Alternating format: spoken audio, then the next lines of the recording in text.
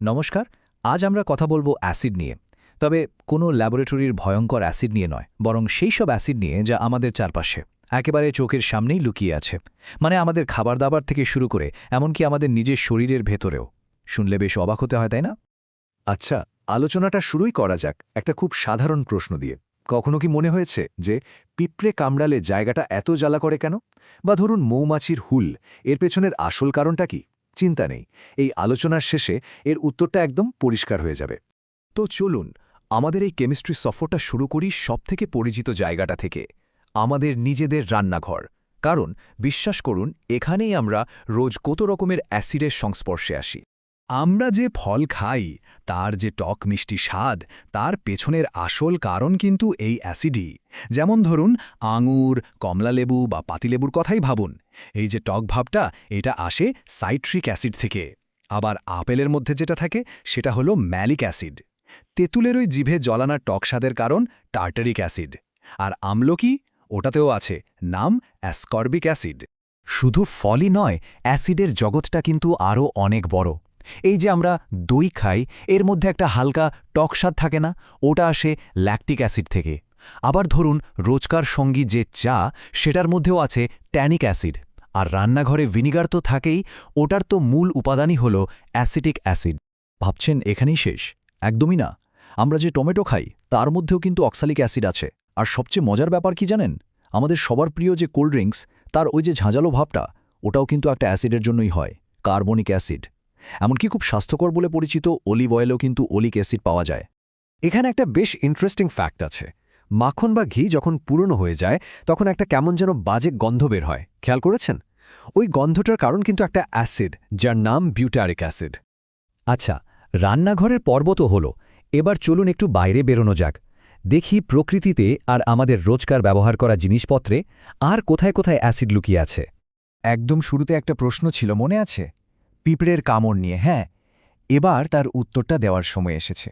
ওই জ্বালা আর ব্যথার কারণ হল formic acid.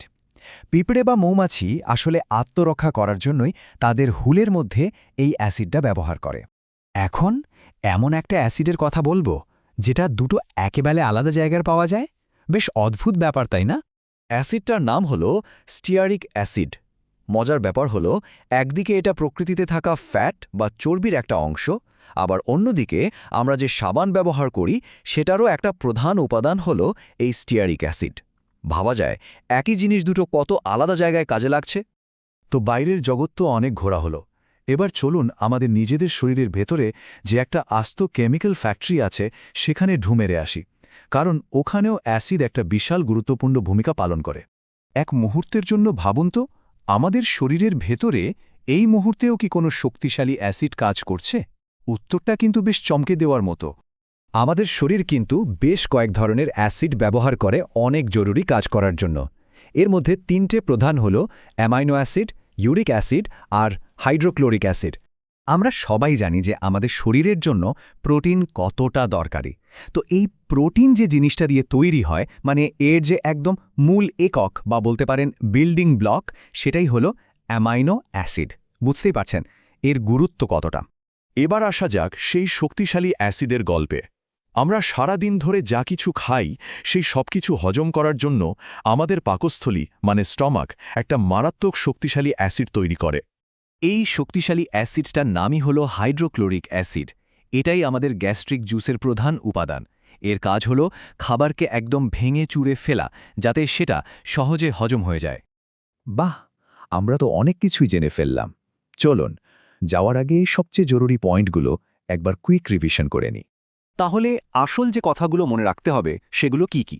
Acetic acid vinegar, formic acid পিঁপড়ের হুল, সাইট্রিক অ্যাসিড লেবু বা কমলা লেবু, ল্যাকটিক অ্যাসিড দই, আর হাইড্রোক্লোরিক অ্যাসিড আমাদের পাকস্থলীর গ্যাস্ট্রিক জুস। এই পাঁচটা জোড়া মনে রাখলেই কিন্তু বিষয়টা অনেকটা ক্লিয়ার হয়ে যাবে। তাহলে বোঝাই যাচ্ছে যে অ্যাসিড কিন্তু আমাদের জীবনের সঙ্গে একেবারে ওতপ্রোতভাবে জড়িয়ে আছে, আমাদের খাবারে, আমাদের শরীরে, এমনকি প্রকৃতির মধ্যেও। এটা আমাদের ভাবতে বাধ্য করে, তাই না? যে এরকম আরও কত অজানা কেমিস্ট্রি আমাদের চারপাশের এই পৃথিবীকে প্রতিনিয়ত চালাচ্ছে। ভাবার মতো একটা ব্যাপার, তাই তো?